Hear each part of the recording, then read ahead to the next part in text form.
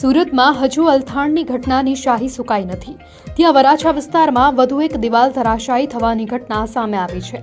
વરાછાની અંકુર society પાસે ચાલી રહેલા બાંધકામ દરમિયાન બોર્ડરની પ્રોટેક્શન વોલ અચાનક પત્તાના મહેલની જેમ ધરાશાયી થઈ ગઈ હતી.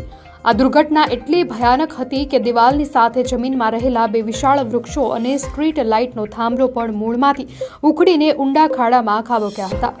દિવાલ પડવાનો અવાજ અને તેના કારણે આવેલી ધ્રુજારી એટલી તીવ્ર હતી કે આસપાસના રહીશોને એવું લાગ્યું કે જાણે ભૂકંપ આવ્યો હોય.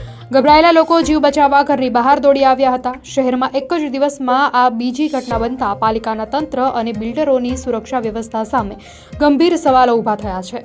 વારંવાર બનતી આવી ઘટનાઓને પગલે સ્થાનિક રહીશોમાં ભારે રોષ જોવા મળી રહ્યો છે.